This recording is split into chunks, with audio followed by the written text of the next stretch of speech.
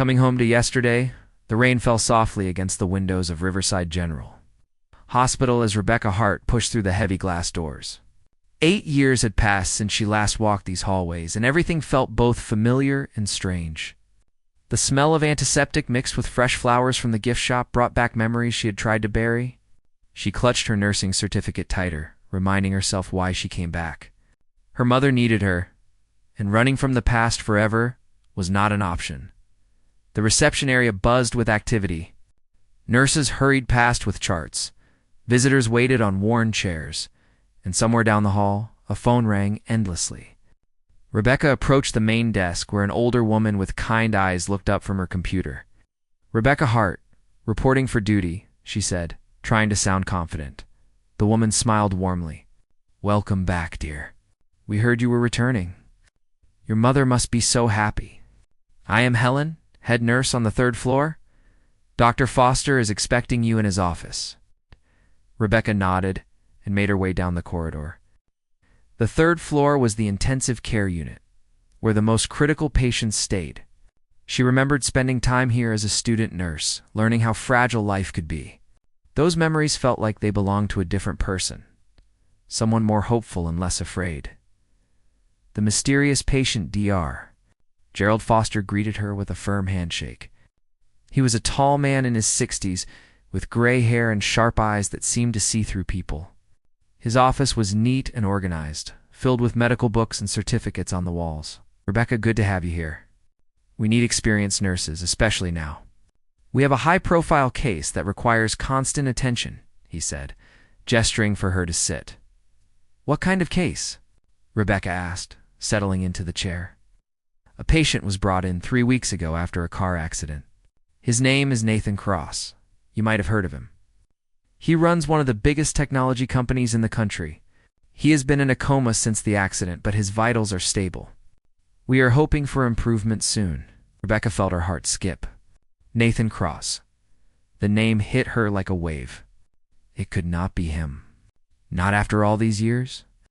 There were probably thousands of people with that name. She forced herself to stay calm. "What do you need me to do?" she asked quietly. "Monitor him closely. Check his responses. Keep detailed notes. Sometimes patients in comas can hear and feel things, even when they seem completely unresponsive. Your job is to watch for any sign of change." Rebecca nodded, her mind racing.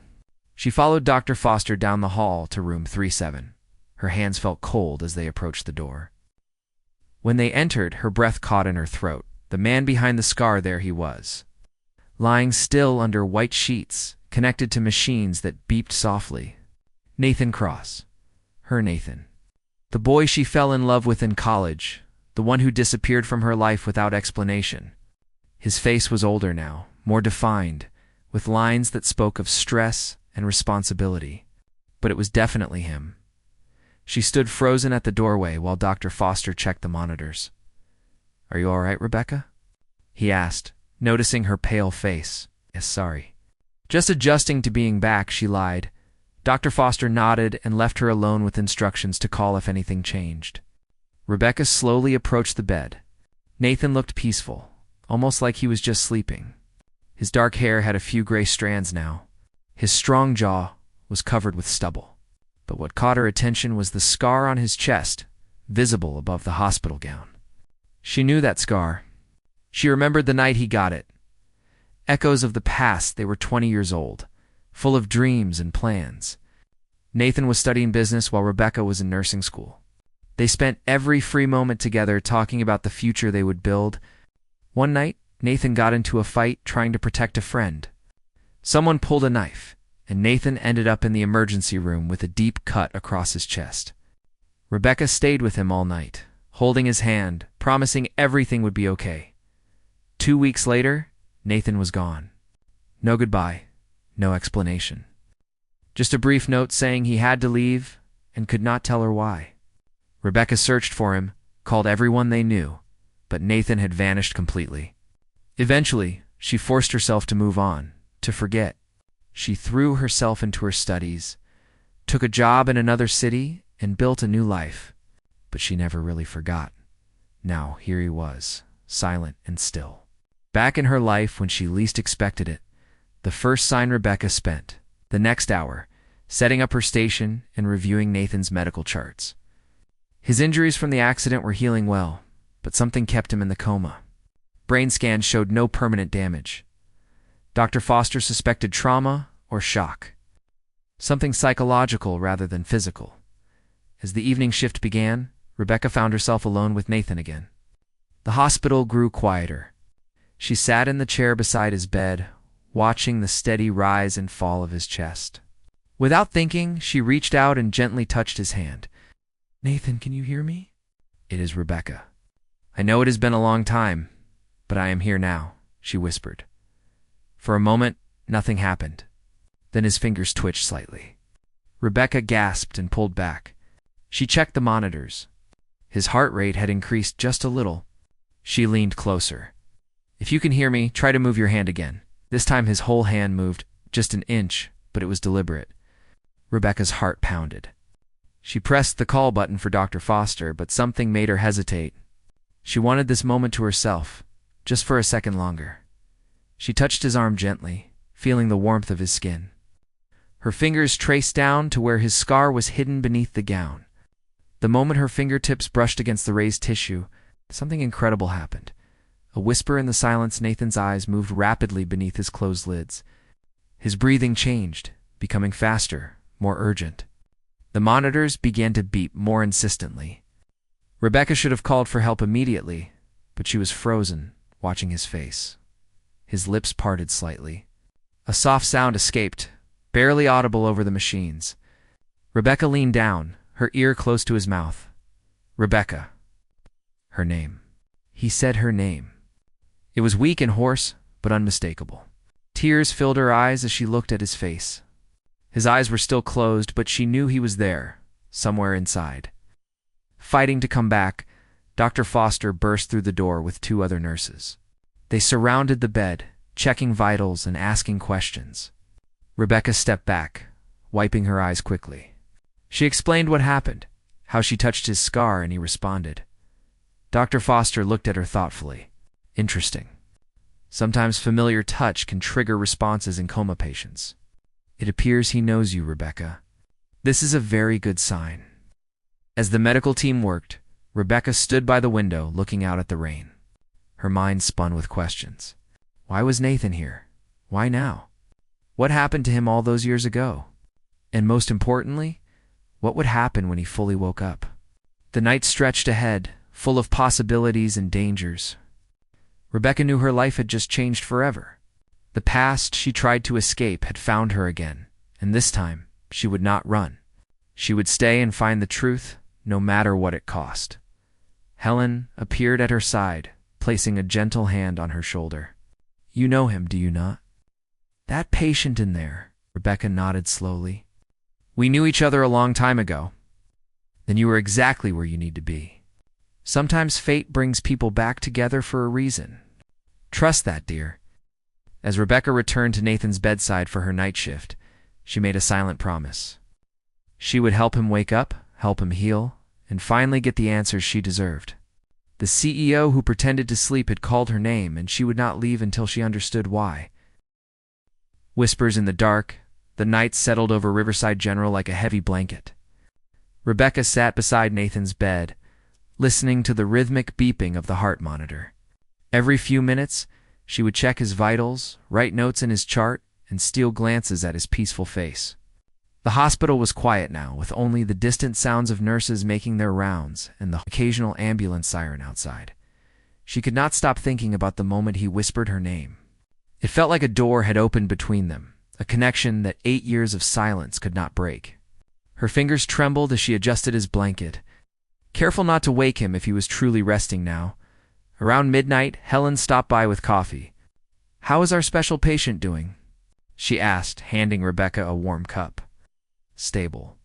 His responses are getting stronger. Dr. Foster thinks he might wake up soon." Rebecca replied, grateful for the caffeine. Helen studied her carefully.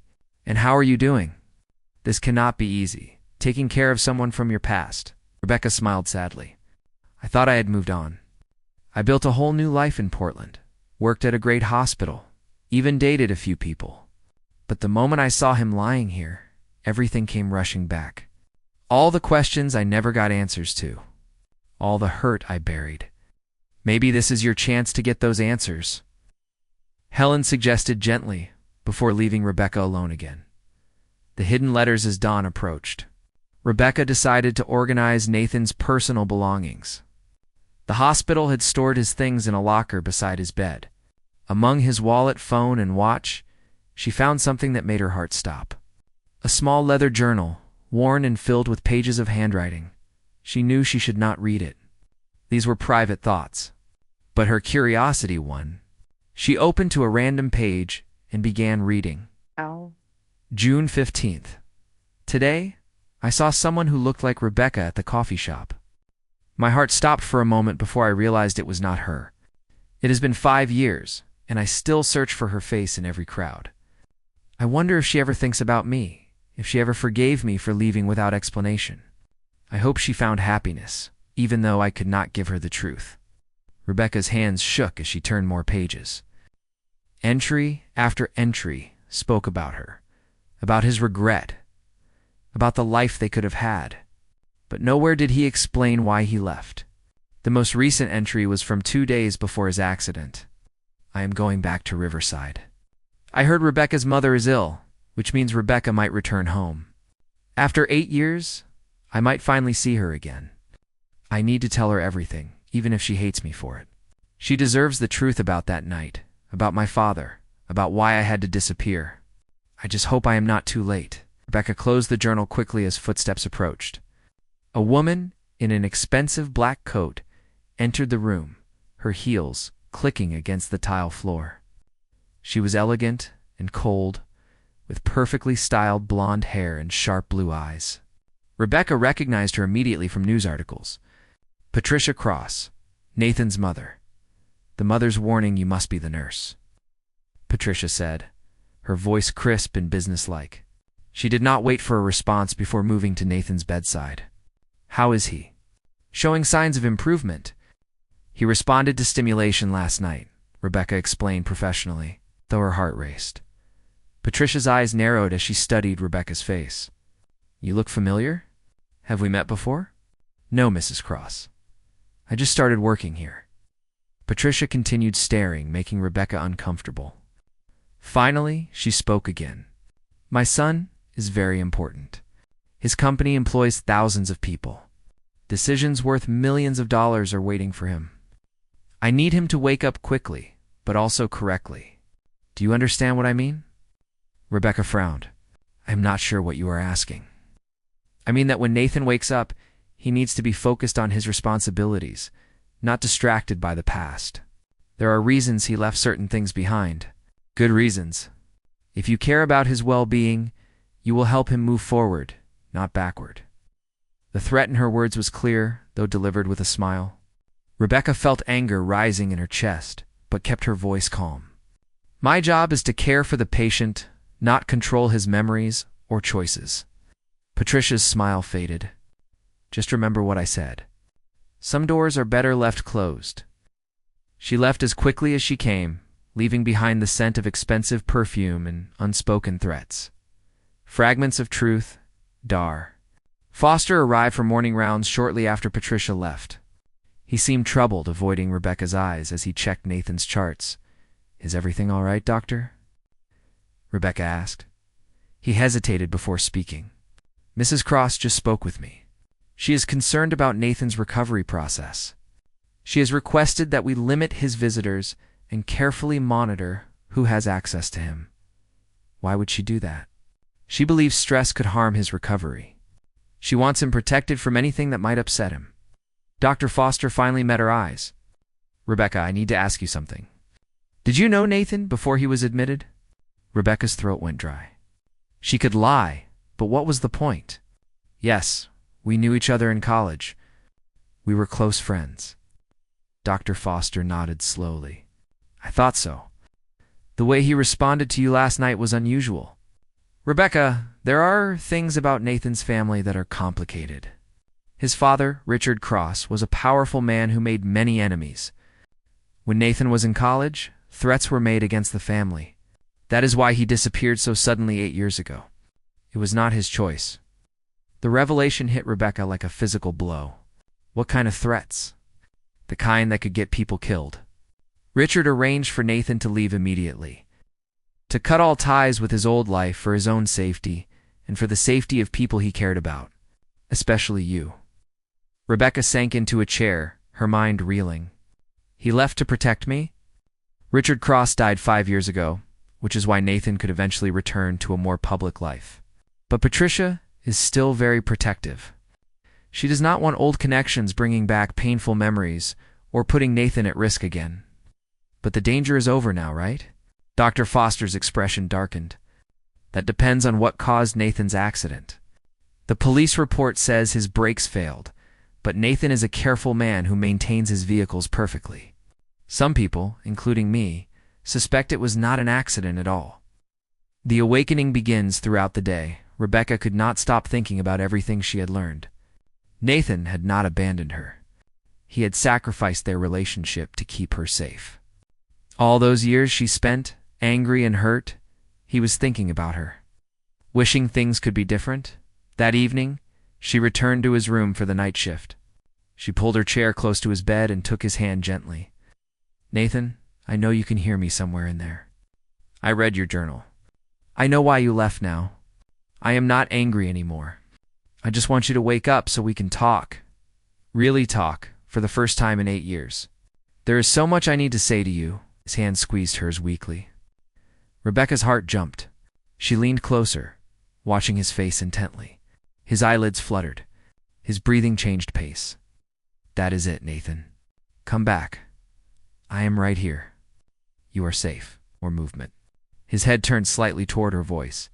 The monitors showed increased brain activity. Rebecca knew she should call Dr. Foster, but she wanted just another moment alone with him. She carefully touched the scar on his chest again, remembering the night he got it, remembering how she stayed by his side, then just like now. Do you remember when you got this? You told me you were not afraid because I was there with you. Well, I am here again, so do not be afraid.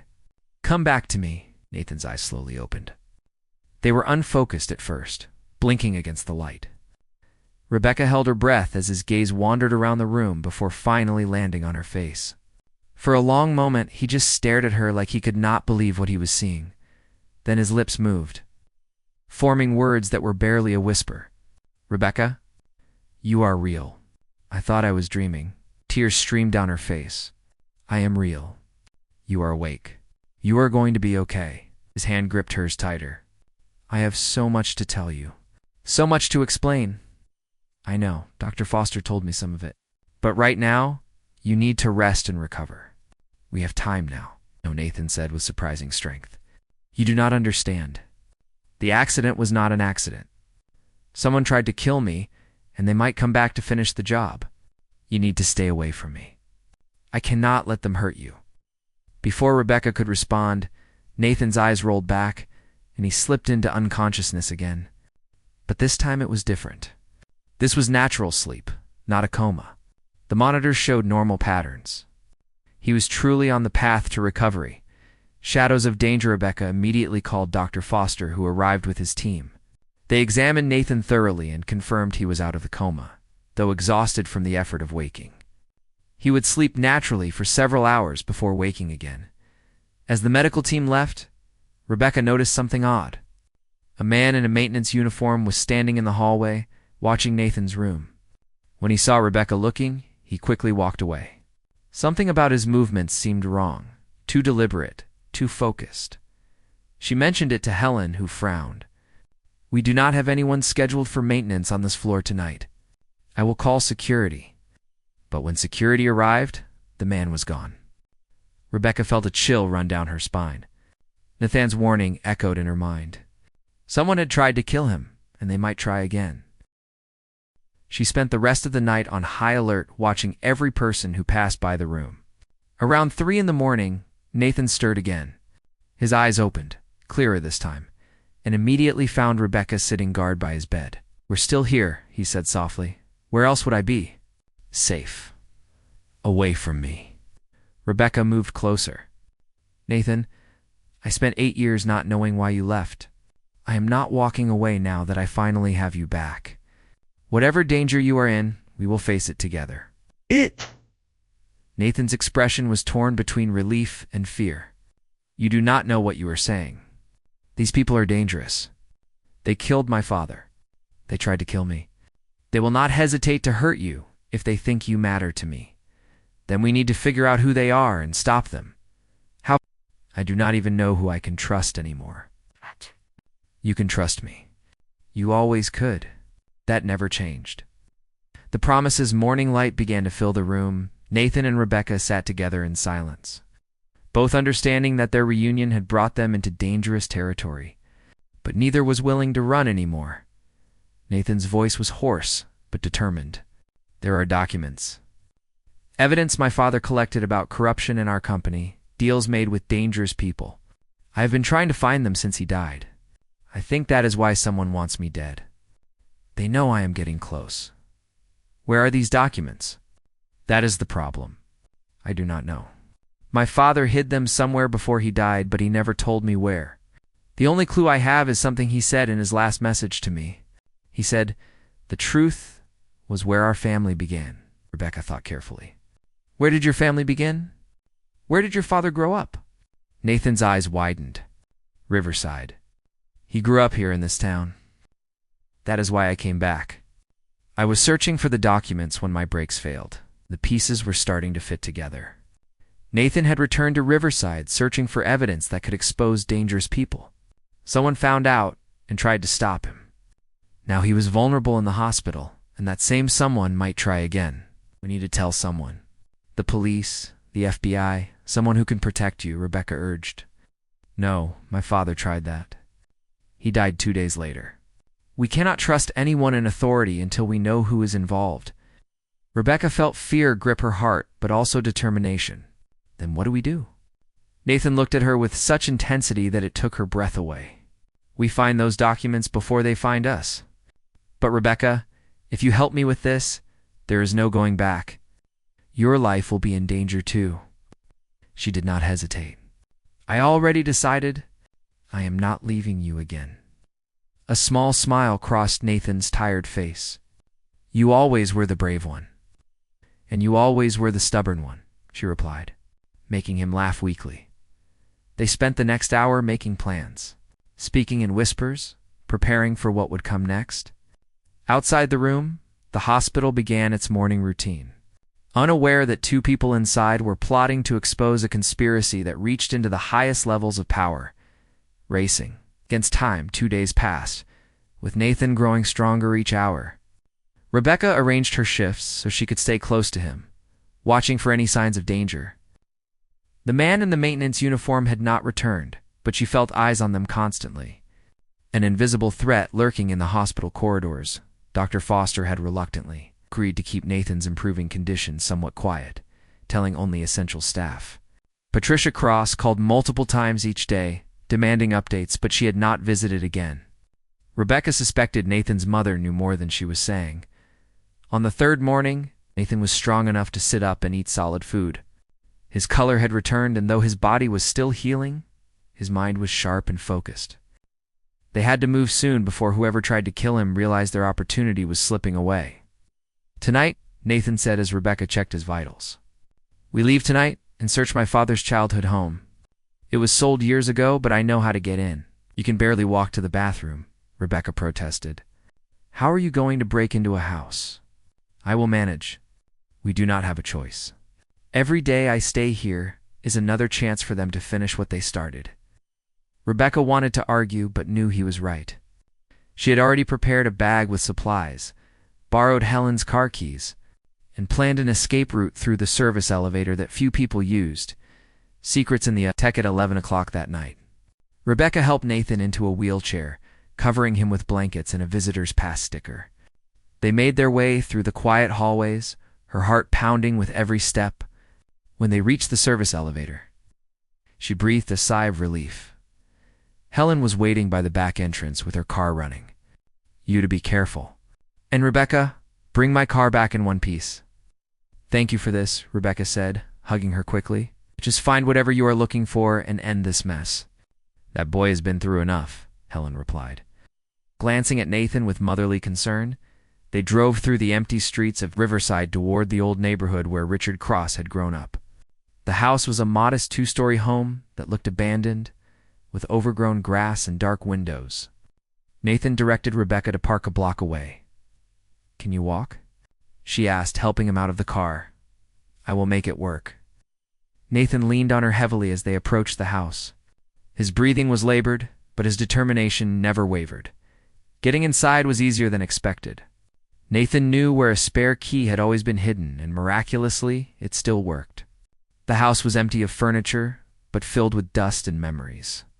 Moonlight streamed through dirty windows, creating strange shadows on the walls. "Where do we start?" Rebecca whispered. "Your father spent hours in the attic when I was young. He said it was his thinking place. If he hid something important, it would be there." They climbed the creaky stairs slowly, Nathan grimacing with each step. The attic was reached through a pull-down ladder that required all of Rebecca's strength to operate. She went up first.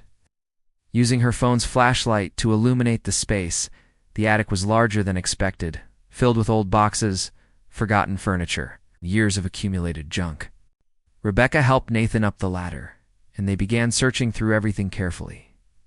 An hour passed with no luck. Rebecca was starting to lose hope when Nathan called out from behind an old dresser. "Rebecca, come here." She rushed over to find him prying up a loose floorboard.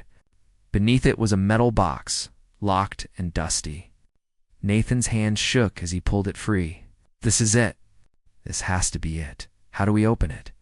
Nathan smiled sadly. "My father's birthday.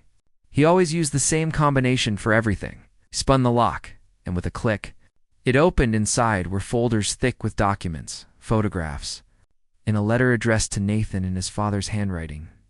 Nathan's eyes filled with tears as he carefully unfolded the letter. "A father's confession, my dear son," the letter began.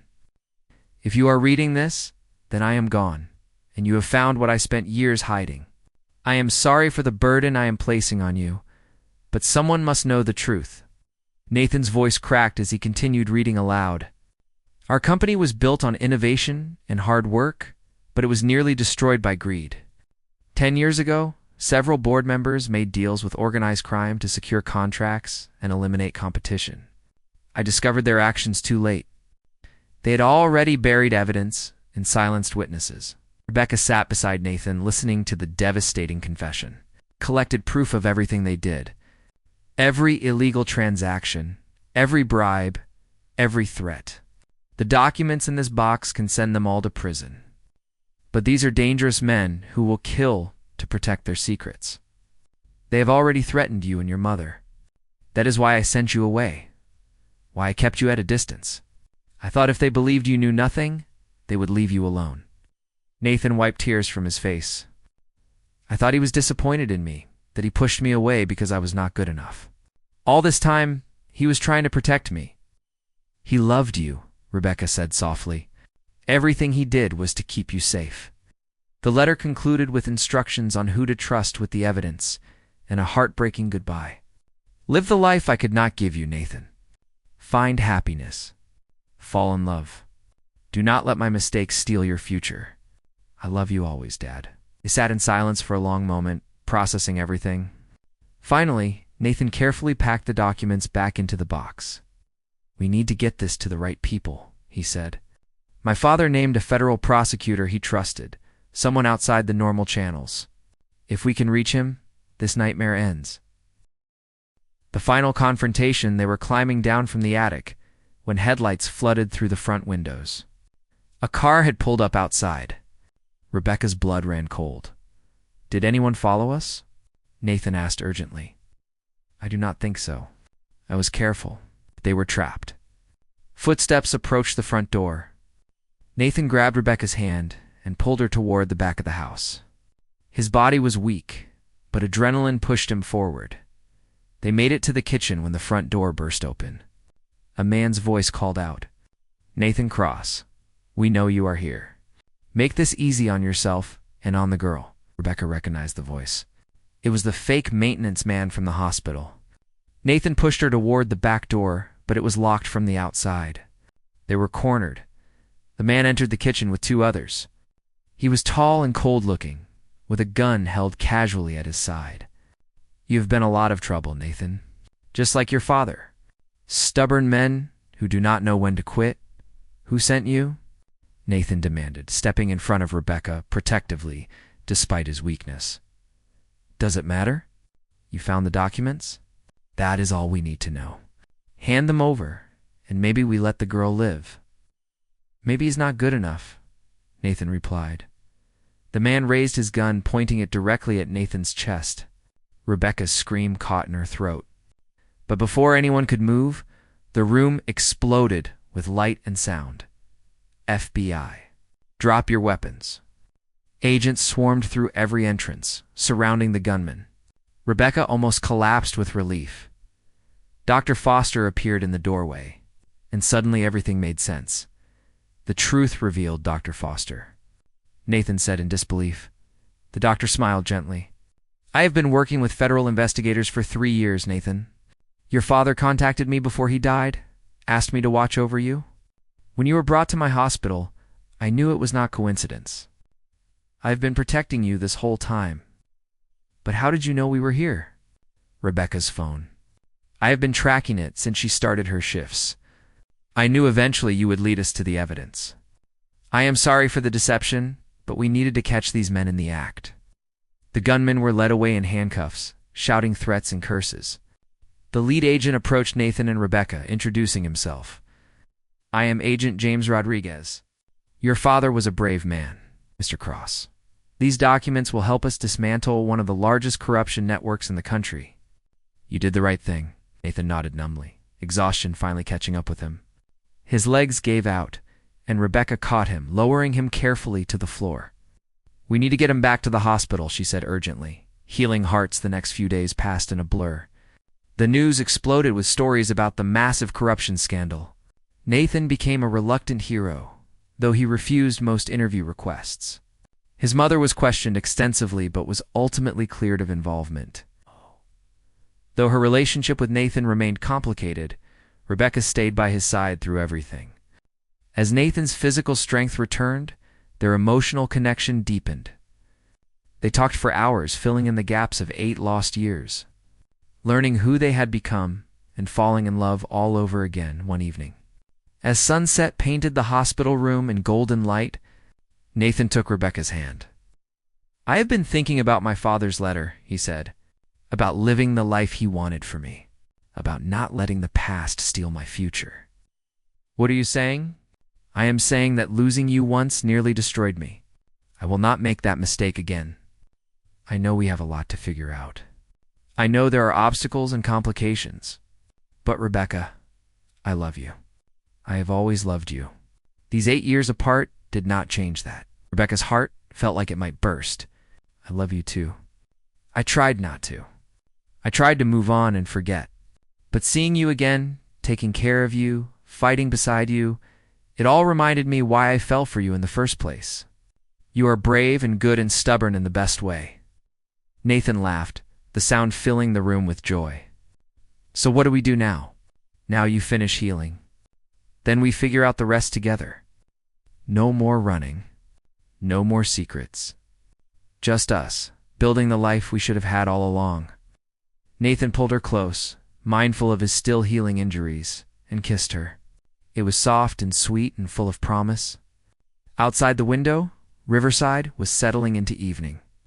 The town that had brought them together, torn them apart, and ultimately reunited them. New beginnings 3 months later, Nathan was fully recovered. The corruption trials were ongoing, but Nathan had stepped back from the daily operations of his company, appointing trusted leaders to run things while he figured out what he really wanted to do with his life. He and Rebecca bought a small house on the edge of Riverside, close enough to her mother, but far enough for privacy. Rebecca continued working at the hospital, though she cut back her hours. Nathan started a foundation in his father's name to help victims of corporate crime. On a crisp autumn morning, they stood together in their new garden, planting flowers and talking about the future. Nathan had gained weight, looked healthy and happy, the trauma of his ordeal fading into memory. "Do you ever regret it?" Rebecca asked. Everything that happened, all the pain and danger? Nathan considered the question carefully. I regret the lost time. I regret that my father felt he had to face everything alone. But I do not regret where we ended up. Sometimes the hardest roads lead to the best destinations. Rebecca smiled, dirt smudging her cheek. That was very philosophical. I have been reading a lot of self-help books, Nathan admitted with a grin. They worked in comfortable silence for a while before Nathan spoke again. I have been thinking about something.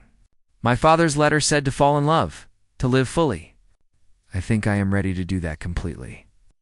He reached into his pocket and pulled out a small velvet box. Rebecca's breath caught as he opened it, revealing a simple but beautiful ring. Rebecca Hart, you saved my life in more ways than one. You brought me back from darkness, stood by me through danger, and showed me what true courage looks like. Will you marry me? Tears streamed down Rebecca's face as she nodded. Yes, 1,000 times yes. Nathan slipped the ring on her finger, and they held each other as the autumn breeze swirled leaves around them. In the distance, the hospital where their story had reignited stood like a beacon, a reminder of second chances and the power of love to heal even the deepest wounds. The last secret that evening, as they celebrated their engagement with close friends and family, a courier arrived with a package addressed to Nathan. Inside was one final letter from his father, held by the family lawyer until certain conditions were met. My son, it read, if you are reading this, it means you found the documents, exposed the truth, and survived. It also means you found your way back to Rebecca, the girl you spoke about constantly before I sent you away. I always regretted that decision, even though it was necessary. I want you to know that I met Rebecca once, shortly after you left. She came looking for you, desperate for answers I could not give her. I saw in her eyes the same determination and love I saw in your mother's eyes when we were young. I knew then that if you two ever found each other again, nothing could keep you apart. In this package is the deed to the old house where you found my documents. I bought it years ago and kept it in a trust, always intending to give it to you someday. Now it is yours. Fill it with love, laughter, and the family I hope you will have. Let it be a place of happiness instead of secrets. Live well, my son. Love deeply. And know that I am proud of the man you have become. Your loving father, Nathan finished reading with tears in his eyes. Rebecca wrapped her arms around him, and they stood together in their new home, surrounded by people who loved them. Looking forward to a future full of possibility, the CEO who pretended to sleep had awakened not just from a coma, but from years of running and hiding. And the nurse who touched his scar had healed not just his body, but his heart. Together they had faced danger, uncovered truth, and found their way back to each other. Their story was not about a dramatic rescue or a fairy tale ending. It was about two people who loved each other enough to fight through darkness, who were brave enough to face the truth, and who understood that real love is not perfect but persistent. As the evening stars appeared over Riverside, Nathan and Rebecca knew that whatever challenges lay ahead, they would face them together. And that was all the happy ending they needed.